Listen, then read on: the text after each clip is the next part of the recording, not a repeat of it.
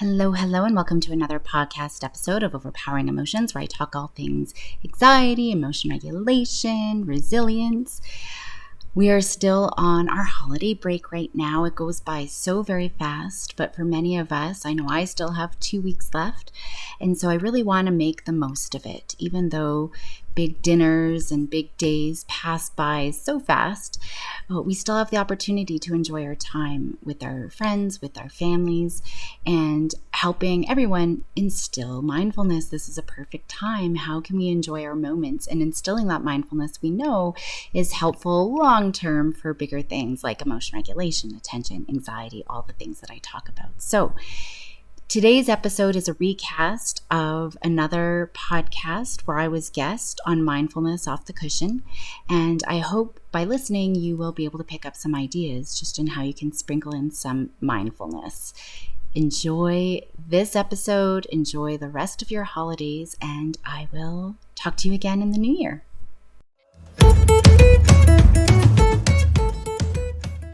I promise you, the content in this episode with Dr. Caroline Buzenko is likely some of the best content we've ever had, especially if you're a parent. In fact, I would say this is the closest we've ever come to a parenting episode. As we talked to Dr. Buzenko, my mind kept wandering back to my youth. And I was filled with this sort of longing, a longing for wisdom earlier in my life, a wisdom that just was not there. And of course, knowing that I will not be going back in time, I know that I can turn that longing or that yearning into action today, not just by practicing present moment awareness myself, but by planting these seeds with my children, helping them understand that they have choices about some concepts that I never really understood was, in fact, something that one could make a choice about. I didn't understand the benefits of choosing it. So, if you're a parent, please stay tuned. I cannot wait for you to hear some of the tools and tips and practices that Dr. Buzenko shares with us in this episode. She talks about how we need to be proactive in incorporating mindfulness into every activity, building emotional literacy along with mindfulness, and using tools like emotion cards and emotion wheels, teaching our children how to check in and identify their emotions and to observe what these emotions can feel like. Dr. Buzenko's mission is to inspire and empower mental health professionals, educators, and families in promoting resilience and long-term success for children and teens. So let's jump right in and learn how we can sprinkle mindfulness in our lives and the lives of our children.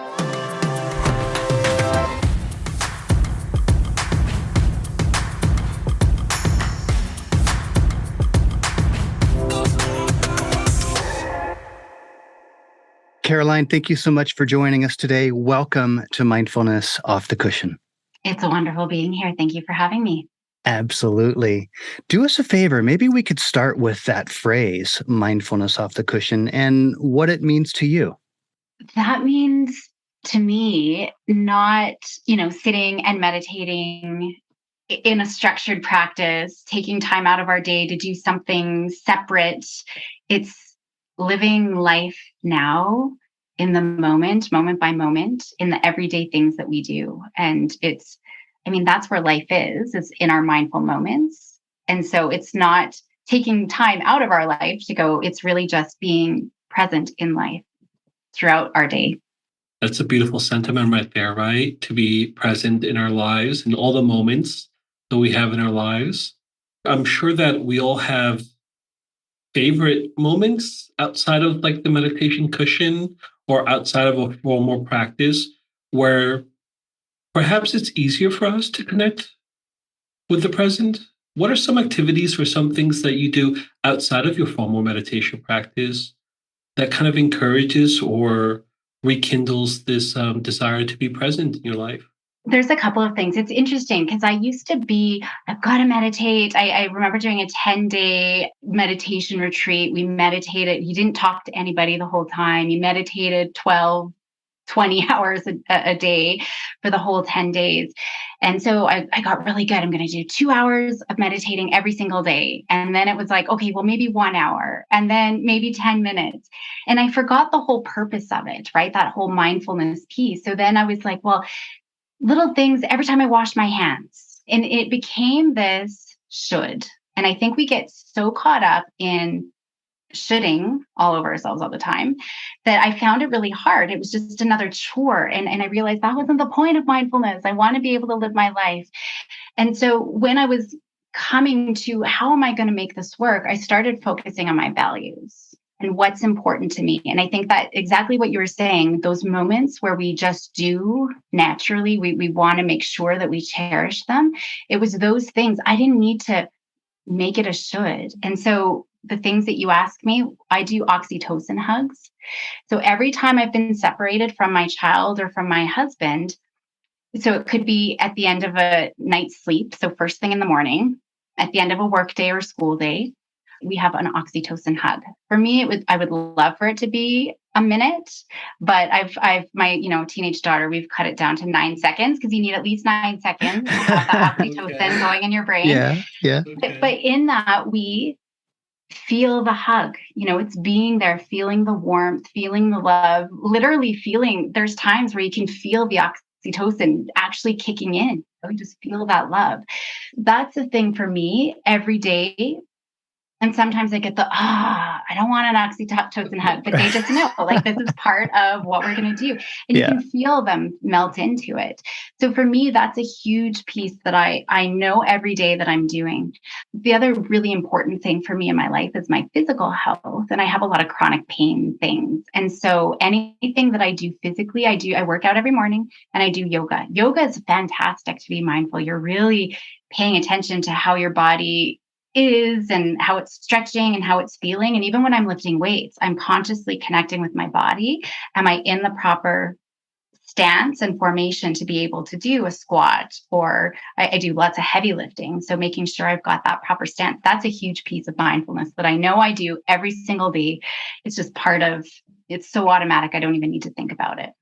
Can I be honest here? This is a little bit embarrassing, but I remember 4 or 5 years ago when my wife first discovered mindfulness and she was explaining to me what it meant. I had this light bulb go off in my head and I'm like, okay, that's amazing. So now I understand the relationship between mindfulness and yoga. And I never got that ever before. I never okay, now I get it. You focus on your body and your breath.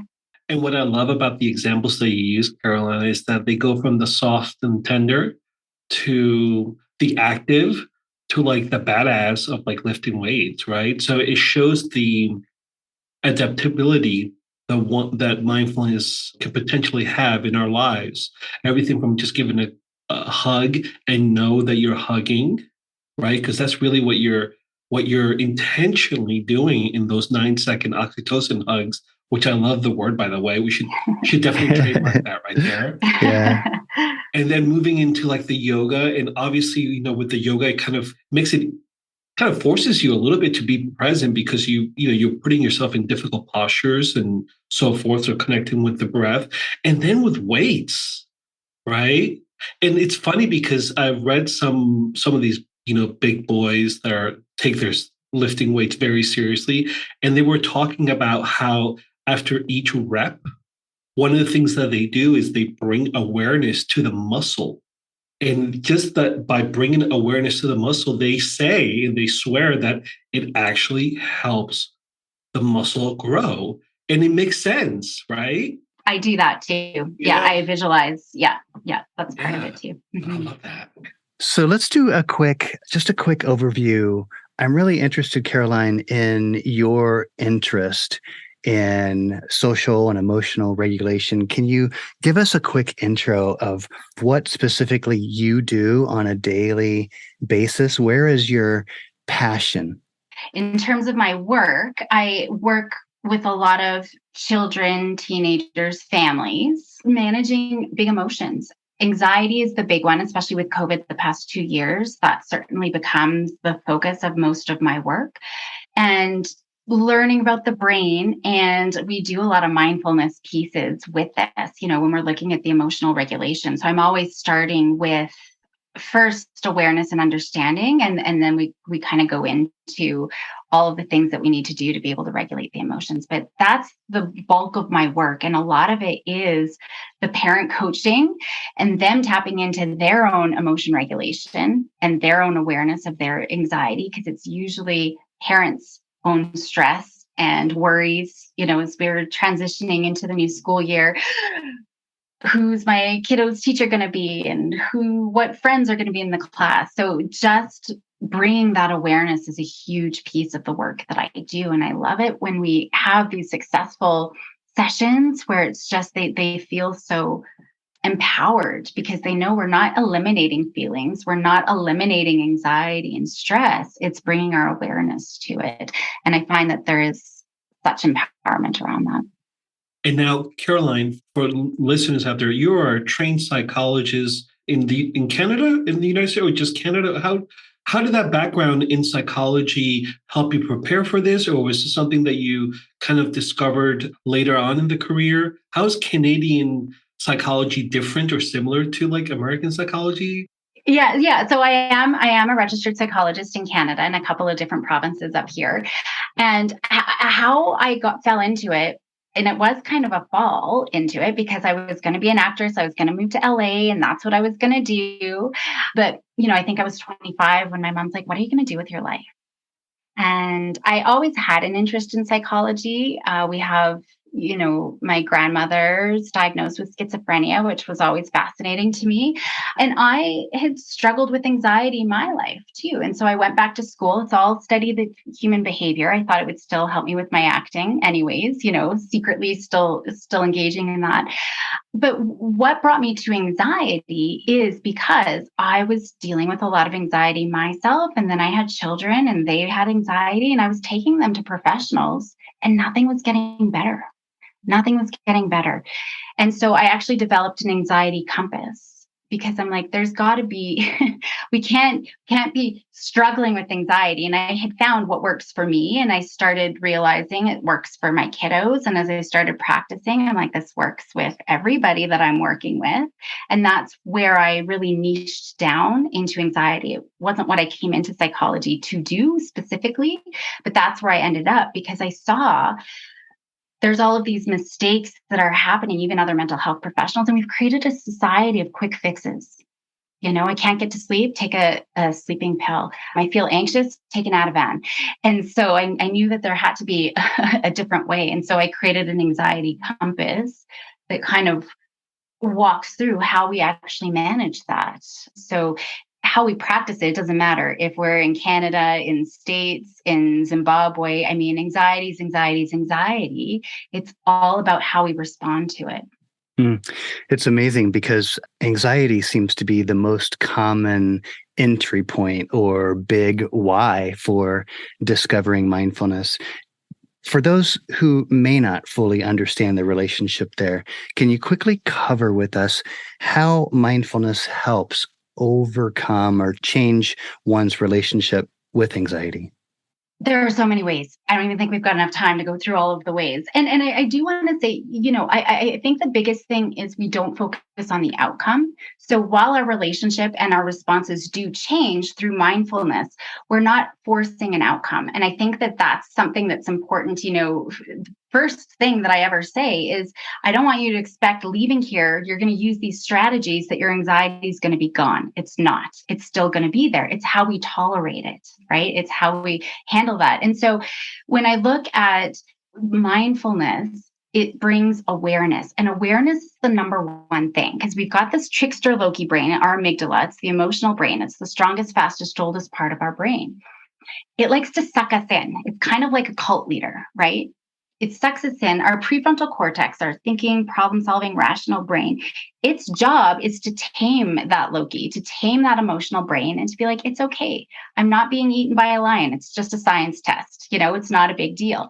So that anxiety and those big emotions, it likes to suck in our thinking brain into rumination. Because if we start ruminating and worrying and thinking, it goes offline, like the Wi-Fi shut off. And so there is no rational thinking. There is nothing happening. We get sucked into the worries and it gets bigger. So mindfulness helps us bring awareness to what's actually happening. It allows our prefrontal cortex to stay online, to do its job, create some distance to be able to realize, hey, Loki, I know you're trying to freak me out right now. So that awareness is the number one thing. And we get curious. We start playing detective. And that's what mindfulness is about. It's not about necessarily sitting on a mat trying to meditate. It's being like, what's going on here? And we take that objective stance where we can see, oh, my heart is starting to pound. Well, that makes sense. Of course it is, because my brain's trying to trick me to think that I'm going to be eaten by a lion and have to run away. And so it's got to pump blood through my body really fast. So we just have that objective, curious stance. And it's really getting to that place of curiosity, because if we're curious, our prefrontal cortex can't get spun offline. And so that's a huge piece. So we see the awareness, which is so critical. I mean, that's probably the biggest thing. And we see just the executive skills. So it's awareness, it's attention, it's cognitive flexibility, all of those things that we want to develop in our kiddos anyway, they're strengthened through mindfulness. If a parent is listening to this, how could they not wish this for their children, right? How could they not wish this ability or capacity or skill to become more aware of what's happening in the mind body system as it's happening in real time, right? And then like being able to put like identifiers, words, names, be curious about it, not so judgmental about it, right? So this is all beautiful, beautiful, beautiful stuff. Psychological flexibility, beautiful, beautiful stuff. What do you think are some of those barriers that are commonly experienced by either children or teens or adults when it comes to approaching their mind-body system in this way?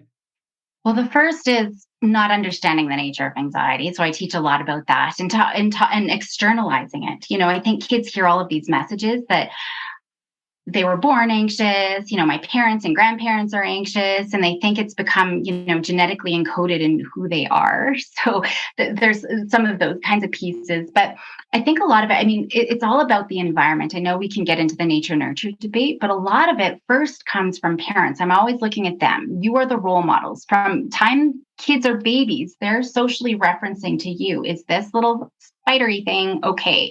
Is this new person okay? Is this okay to eat? They're always checking in. And our nervous systems speak to one another and they can pick up a lot of that. So we get caught in this web of emotion, and now our prefrontal cortex is hijacked and we get caught in this big overwhelm. And so parents are freaking out, even just rushing in the morning. They're freaking out. I'm going to be late for my meeting. You got to get your shoes on. Where's your bag?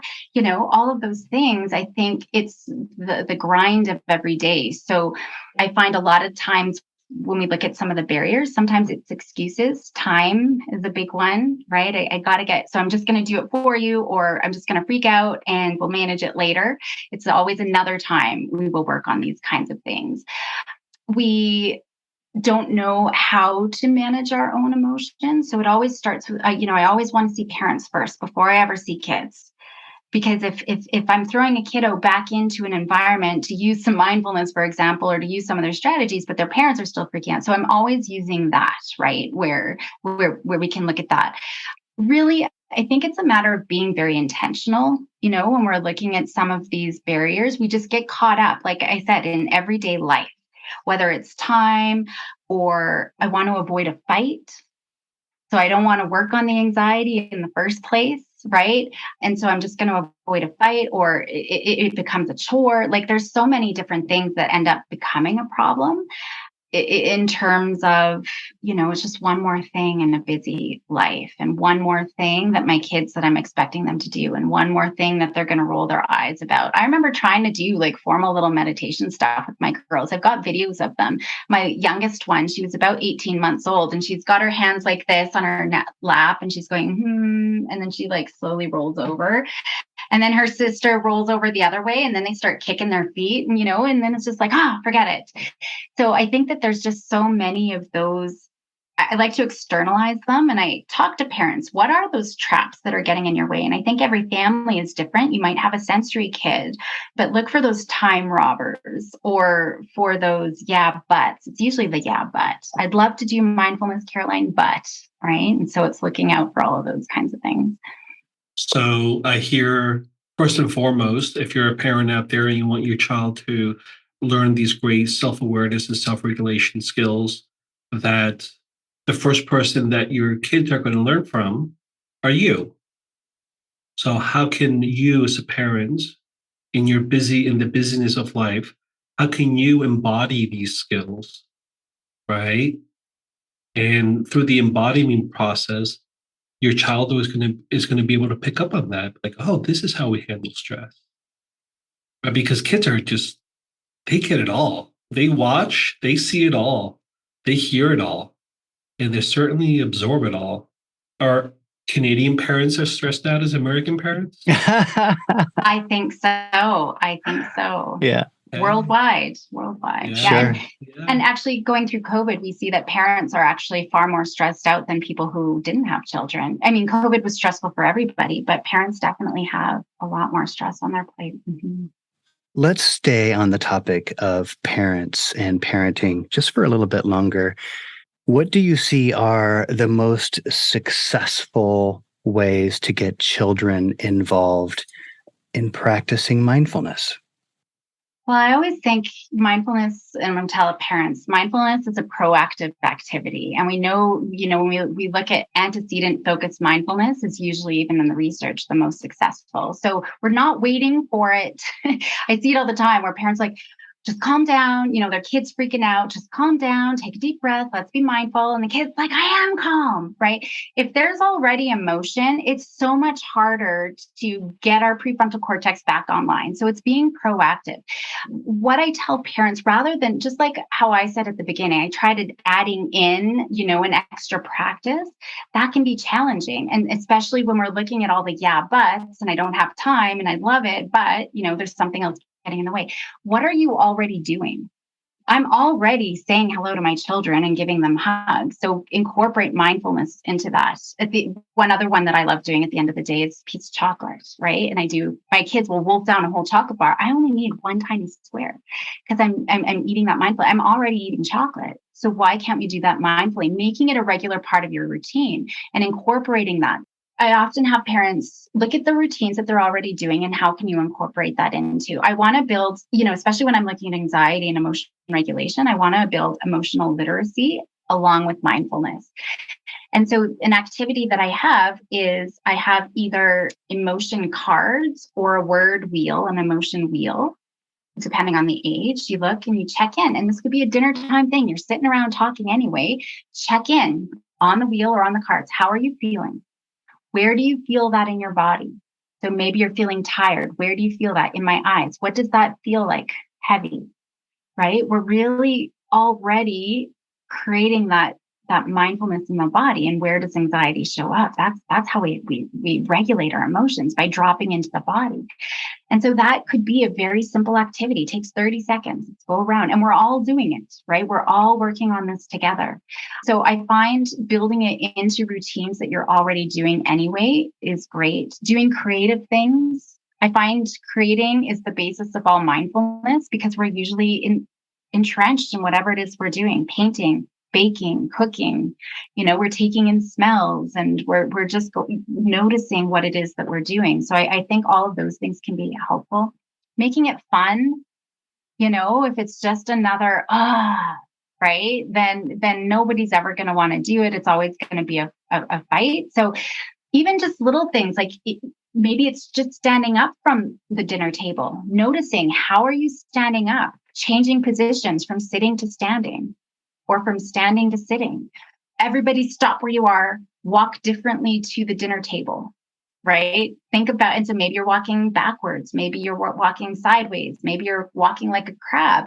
And that's a moment of pay attention. Where do you notice that in your body? Where do you feel the most weight? We're all walking to the table anyway. So the biggest thing is being intentional, so if parents were to say, I want to work on mindfulness, what's one thing today that I can focus on, whether it's for myself or my family, and just be intentional. And then at the end of the day, how did I do? What got in the way? And how do I address that for tomorrow? What did I learn to take it into tomorrow that I can do differently, even for 2 seconds, right? One little thing. So I think that can be really helpful. And focusing on what's important to you. Family. I love dinner time. That's an important time. So how can we stay connected as a family? One big thing, though, is always highlighting the successes, because our brain, that trickster emotional brain, wants us to forget to be mindful, because then it's more powerful when we're not mindful. And so bridging back to where are we most successful when we're doing mindfulness, and capitalizing on those times where you are more. If 5 o'clock to 6 o'clock making dinner is witching hour, that's not the time to maybe be mindful at first, right? Like build on your successes. So I think that's really important, just finding that routine and being intentional every day. It takes 20 seconds. How am I going to incorporate it in a routine or get a routine going? The more automated it becomes, and you're just always at dinner checking in, we actually have this talk box. And so it's just an automatic thing. As we sit down, somebody's grabbing the talk box. It's just what we do. And if we don't, it's weird. Like, whoa, why did nobody grab it? Right. So if you make it so automatic, you don't even think about it. It just becomes part of your life. So that's like a million ways that you've listed, right? I'm saying for all you parents out there, if you haven't grasped one practical little integration tip, right? Like what I hear is first, start where you are, right? Like what I'm saying, list all the things that you already do day to day in your household. And now can we be more intentional about those day-to-day activities that we already do, right? And then what I love about this approach also is be creative in using those day-to-day activities in some new, more intentional, heartfelt, connective way. Can the serving of breakfast not just be here's your bacon and eggs? Can it be a moment of saying thank you to each other? And that right there, just it's we're sprinkling mindfulness throughout the day for all these activities. I worked with a family one time that were all into music. They loved music. So the father came up with this little ritual when there was any kind of tension in the family. Somebody would have the power to go and play a song in the stereo really loud. And everybody would have to dance to it. Mm-hmm. Think about that exercise right there, right? And that's the parent being creative and adapting to what's going to resonate with the son. So this forces you parents to be in tune with the needs of your children, and not your needs, your agenda, but your children. And they can take ownership of it too. If you're I've got too many things, it's one more thing for me to think about. I mean, if you're making it fun anyways, they're going to want to, my kids are asking, where's the talk box? I remember once when I was, just a really stressful time in life, my little one started saying puppy. It was mommy, you're getting stressed. She was itty bitty, right? But she'd go puppy, because kids are very perceptive. And it was so good, that cue word. Not that we want to make it our kids' responsibility to for us to be able to regulate our emotions, but as a family, if we start seeing, what do you want your cue word to be? If we can see that you're getting stressed or irritable, we can say this cue word. But it was so powerful that I would stop and I would drop into my body almost automatically, because I'd hear the word puppy and then I'd be like, oh yeah, right? And so kids, and she loved it then. And I'm like, dude, thank you so much for doing that, because I feel so calm and now I feel connected, and now I scoop her up and get an oxytocin hug. So I think that we can charge our kids to take that role as well. I would imagine, Caroline, that some of these principles would translate over into the classroom as well. I understand you've done some work in this area, so why don't you share with us some perspectives on the classroom? Yeah, the same sort of idea, right? In terms of what are we already doing? I talk a lot about executive functioning deficits, and and we know when we're stressed and anxious, our executive functions aren't working fantastic, and kids only have so many blocks of energy if we think of their gas tank of executive functioning. And if in a lot of families, even my own, and I'm aware of this, we rush in the morning. I kind of already mentioned that. So if kids are getting rushed in the morning and they're told, oh yeah, go brush your teeth. Why don't you brush your teeth? You've been doing it for 13 years. Why do I have to remind you every single day? That stress uses up so much of their battery power. So the one thing that I often tell teachers is think about your own morning, probably stressed to get into school. Your kids are probably coming into school already aroused with less ability to function. So starting off your day, first thing in the morning, how can you ground kids in, right? And maybe it's creating a routine and a ritual from the minute they cross that threshold into the classroom. Maybe they got to walk on their tiptoes. Again, stuff that they're already doing is just changing how they're coming in to be mindful. And I would say collaborate with the class of how we can do this. Maybe it's the minute you sit down on your desk, feeling your butt. Kids love that, right? What does your butt feel like on the chair? Who wants to pick a body part? We've got to be careful, right? But who wants to pick a body part? Your elbow. Okay, Johnny, perfect. Elbow today. What does your left elbow feel like today? And everybody drops in for a moment into their body, right? That's brilliant. Yeah. So that's, again, it takes 2 seconds, right? And they just know, and now they're excited. Who's going to pick the body part today, right? Or I've got something to think about. So there's those kinds of things, transitioning, just like I said at dinner time, focusing as you stand up from your desk, noticing that change in posture. I want you to walk mindfully to go grab your books to change your class or whatever that is, or even just a grounding. I mean, before our little interview here, Claudio did a fantastic little grounding exercise, and it took no time at all just to be able to settle down. Sometimes it's shaking, like I'll do, because some kiddos are just too silly and they're falling out of their chairs. So to do any sort of, sitting meditation. So maybe we're going to shake. And where do you notice that most in your body? Or one thing that I love doing actually is I have kids stand like zombies. So their hands straight out in front of them. Yeah. And you're going to try to beat me. So I'm going to keep my arms up and you're going to try to keep your arms up, but we're going to talk about what's happening in your body. So a lot of times we might feel tension in our neck and burning in our shoulders, right? And then the forearms, and we can start talking about that. So there's experiential things that we can do just to get out of here into our body, into this moment with each other. We're only limited by our own creativity, really.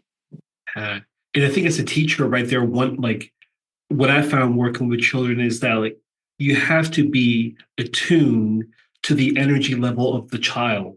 If the child is high energy in that moment, the last thing they're going to do is want to sit quietly. So use that energy, kind of like an Aikido move, right? Like you use the opponent's energy, but in this case, you're using their energy to teach them something about their mind-body system, right? So it's like what you're encouraging is here, like if you have a child and there's a lot of energy in there, let's shake it out. Let's just bring more energy to the body, but let's do it with awareness. And then what I add is okay, shake it, shake it, shake it. And then just pause and bring awareness to that. And now shake it, shake it, shake it. And the kids love that. They can do that a couple of times. So that's so helpful. I think these are really, really good practical integrations in the classroom, at home. And all the time we're teaching kids about themselves, about their energy, about their mood, their emotions and their thoughts and their actions and their words. Beautiful. Mindfulness Off the Cushion is sponsored by the Austin Mindfulness Center, the premier mental health counseling center in Texas for mindfulness-based therapy, education, and coaching. If you're an individual or couple struggling with stress, anxiety, depression, relationship issues, or you're just looking to better equip yourself to gracefully navigate these turbulent times, you can visit us online at austinmindfulness.org and request an appointment today.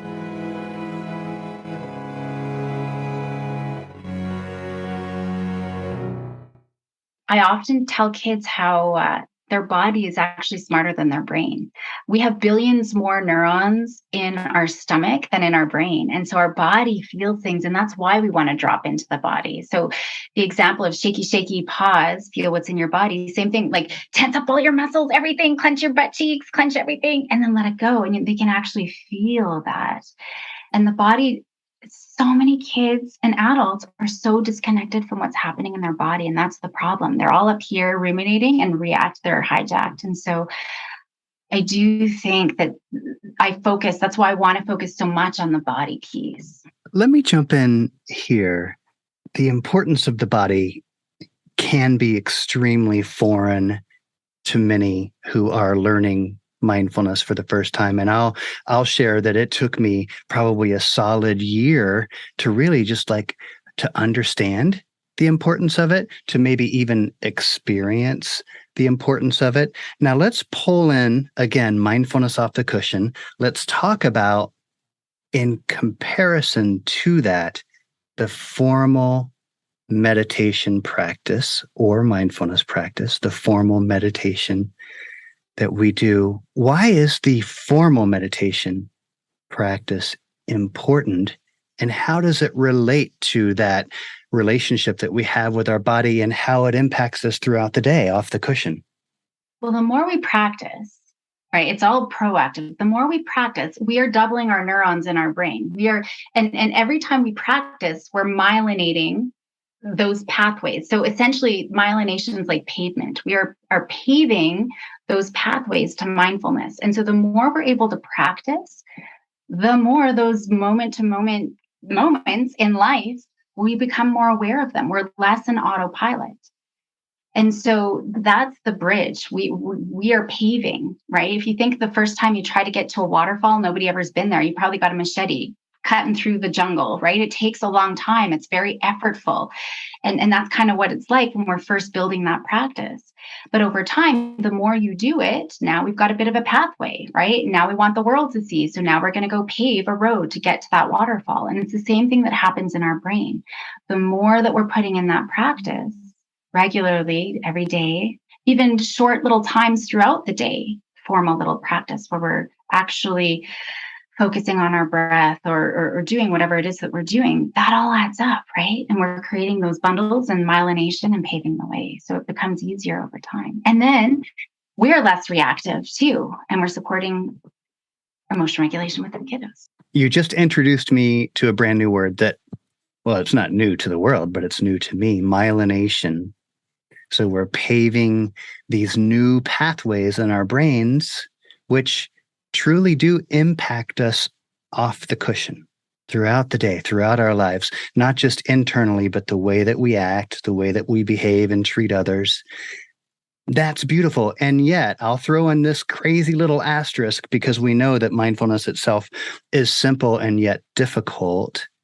We're not supposed to be formally meditating with this goal in mind, right? This striving. And that's almost impossible for some of us out there. Yeah. And I find I never prescribe meditation, like any formal practice, to anybody, especially with my anxious clients, because they feel more anxious when I sit down to try to meditate. I was like that too at the beginning, but it's because we have that goal. I sit down to meditate. I should clear my mind completely and feel better afterwards. And they don't. We have, because they're monkey mind. We all know this. Our monkey mind jumps all over the place. We don't clear our minds, and then we feel more stressed out. But that's it. That's not the point. It's about the awareness. Oh, there goes my monkey mind. Let's bring it back. It's not clearing the mind. It's being aware of what's happening, right?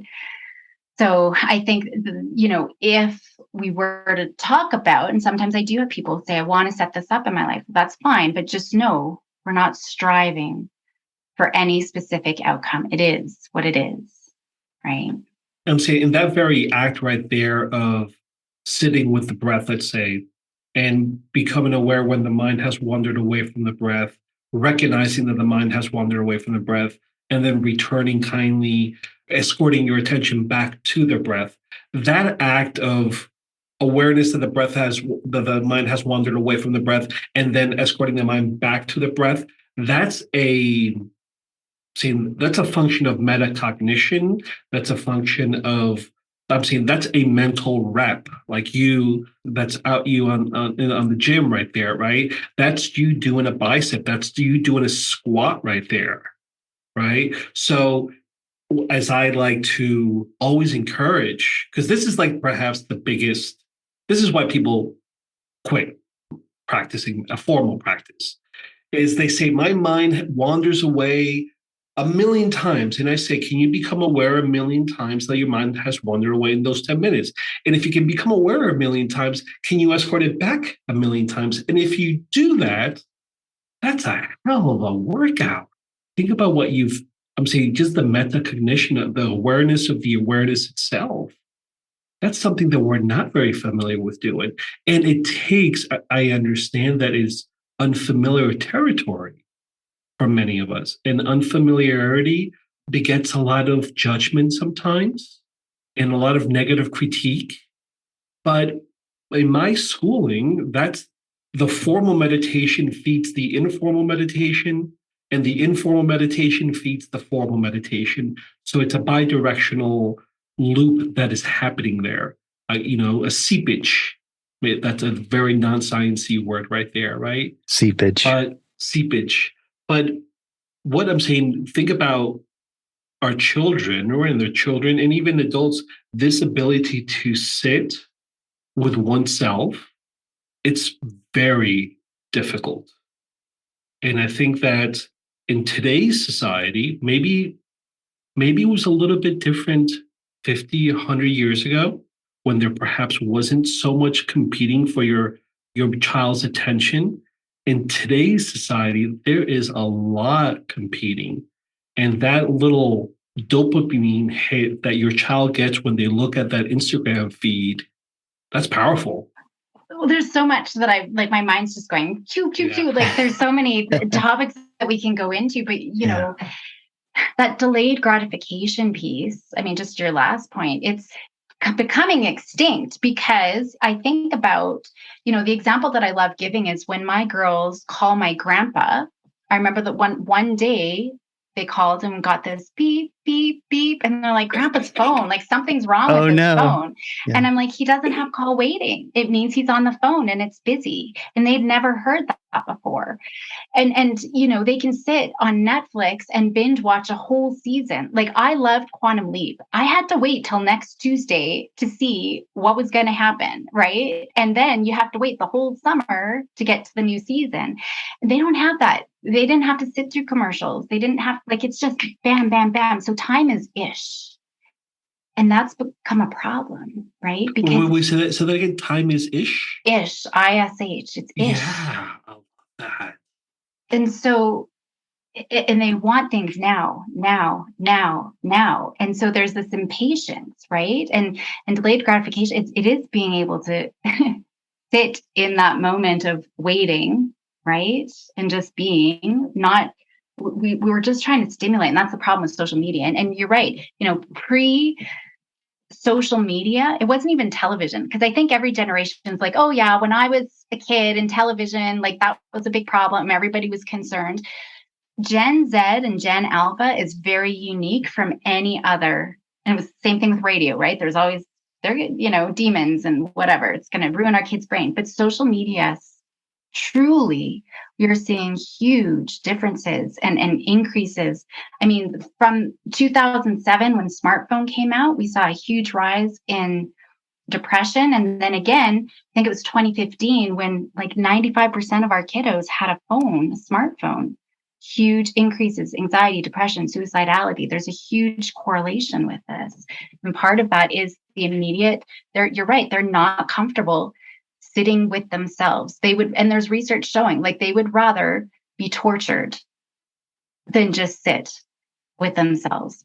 And a lot of times, especially my teenagers who have like panic attacks, they say they're very aware. I don't need to practice mindfulness. I'm very aware of what's going on with my body, but they're trying to push it away. Right. And that's the problem. It's being able to sit with it. Yeah, you're aware, but you're trying to push it away. You're trying to have a different outcome. Mm.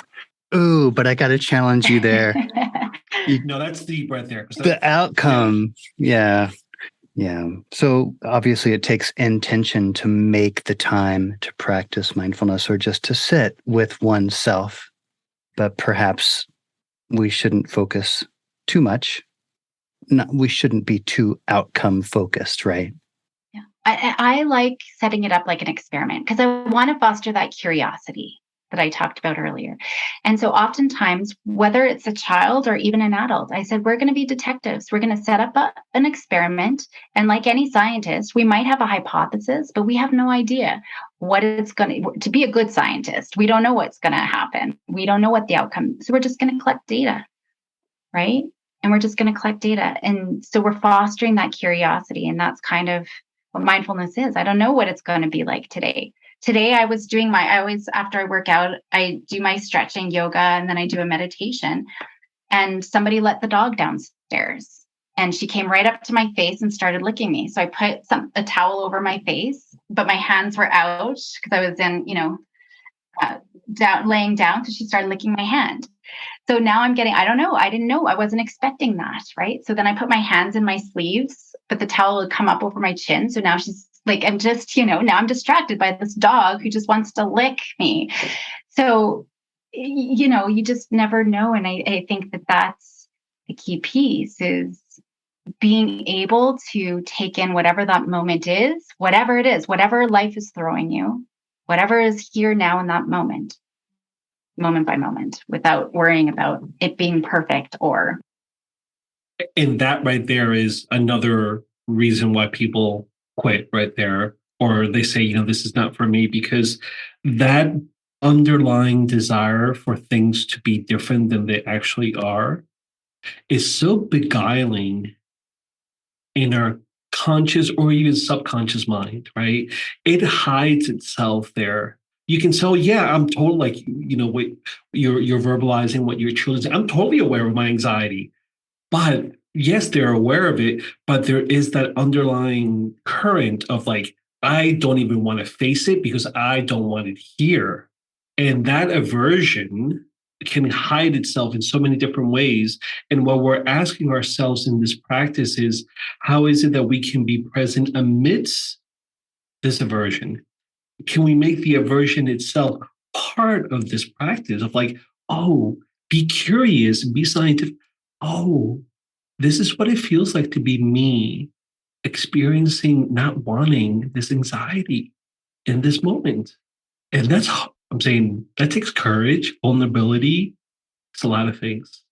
And that's so powerful. When I look at anxiety becomes a disorder when we don't learn to manage the experience of anxiety. It has nothing to do with the trigger. It could be dogs, it could be needles, it could be flying, it could be tsunamis, whatever it is. It's not about the trigger. It's that the discomfort. I can't handle the discomfort of anxiety. And that in and of itself can become anxiety. And so we know people recover. Really, it's not that we can never eliminate anxiety. It's just that they can master anxiety when they learn that they can manage anxiety, right? And so it's exactly what you're saying. Instead of trying to push it away, they're going to have lifelong anxiety. But if I can sit with it and face it, that's directly correlated with mastering being able to manage that anxiety. Caroline, you have a podcast. Tell us a bit about what your focus is.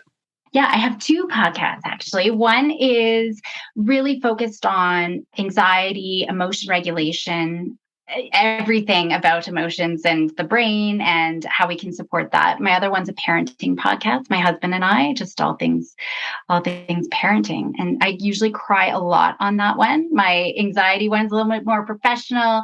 My parent one, yeah, I cry a lot. I found out Sean Connery died on one of them just a couple weeks ago, and the big cry baby. I stay away from the news. It's hard to be mindful and when you're caught up in the news. So anyway, yeah, those are my two. Parents of the Year is the parenting one, and Overpowering Emotions is my anxiety.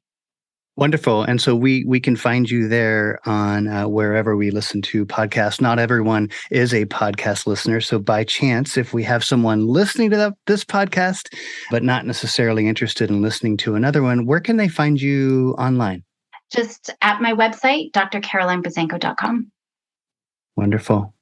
I'm curious about, like a little bit about, because this is the first time that we've actually interviewed somebody in another country. Mm. I feel like we've only interviewed people in the United States so far. Maybe I think that's right. I may be wrong about that. But what is it like living in Canada? And what do you think are some of the good things that the country is doing as far as mental health? What are some of the challenges or, critiques that you may have about mental health and in Canada? What would you tell Americans about Canadians? Yeah. Well, it's so interesting. We always talk like, why does everybody think that Canadians have this funny accent and say "a" after everything, right? And my daughter actually brought up all of the things that people believe about Canadians, like everybody plays hockey and it's winter year long, all of these things. We actually just drove down to Kalispell. It's about, we have a cabin about half an hour from the border, and we just went into Montana to do some shopping. I'm like, let's go experience Target, right? And they were like, everyone is so friendly here. And I know that that's a common belief about Canadians and they're like, Canadians are not this friendly. Like, these people are way friendlier. There are benefits. We are friendly, but I think just COVID has been very heavy, and there's just this apathy that seems to have set on everyone. But I work with school boards in the States, in New Zealand. I work with families from all around the world, and a lot of the issues are exactly the same. Like I said, anxiety is anxiety wherever we are, emotion regulation wherever we are, and our brain is the same wherever we are, how to process that. We do have the benefit of, free healthcare here. So I know that the accessibility and resources might be a little bit better, but psychology is not covered in our healthcare. So it's still, if you have insurance, then you can, otherwise it's out of pocket. So I think that we still have a long way to go in terms of accessibility and resources. We do have Anxiety Canada, which is known pretty worldwide. Like, a lot of organizations actually redirect back to Anxiety Canada. So if that's another great resource, if anybody's looking for anything just to help with, anxiety and emotion regulation types of things. But I think we're all struggling with similar issues, and maybe accessibility looks a little bit different. I know here in Alberta, psychologists are plentiful. So we don't have maybe as long wait lines for accessing services as other provinces, and probably even the States. But what's the weather like in Alberta? It's hot. I think it's like 35 degrees, which is, I don't know, over 100. Okay. Over 100 there. It's hot. It's stinking hot here. It can get really cold, though. It can get to, like, with wind chill, -50. Yeah. That's 95 here, 95 Fahrenheit. Okay. Yeah, that's pretty hot for sure. So, Caroline, as we wrap up here, what might be one takeaway that you could share with our listeners? Maybe the biggest one you've got.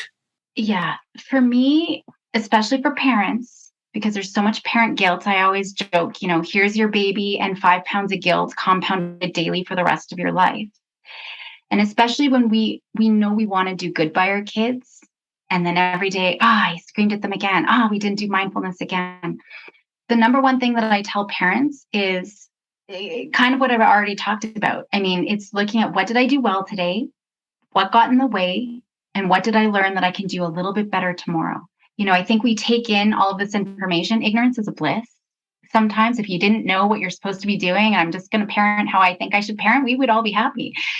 So it's not about beating yourself up. It's taking this information and making a plan, and how can I be purposeful tomorrow? And it might go sideways, and that's okay. So what can I do the next day and the next day? That's the thing. One small little thing that I can focus on and do differently. That brings me back in my mind to surviving versus thriving, right? Ultimately, bringing awareness to every moment. There's a lot of healing that can be experienced there. Once one gets to some level of being healed, then we get into this area of values driven. How can I be more present for those around me? How could I respond better to a given situation, etc.? Right? Mm-hmm. Yeah, exactly. That's a beautiful message right there. Just what I hear from Caroline, the takeaway for the parents is be patient. Be patient with yourself. Be patient with your children. I have to say that my biggest takeaway from our conversation, which I thought was great, was you as a parent, you have this whole laboratory of opportunities, like your everyday activities that you do with your children. Meet your child where they're at. That is such practical wisdom right there. Meet your child where they're at. So thank you for that. It reinforces what I want to teach to parents and to children as well. So I think that's really important. Thank you, Caroline. Thank you.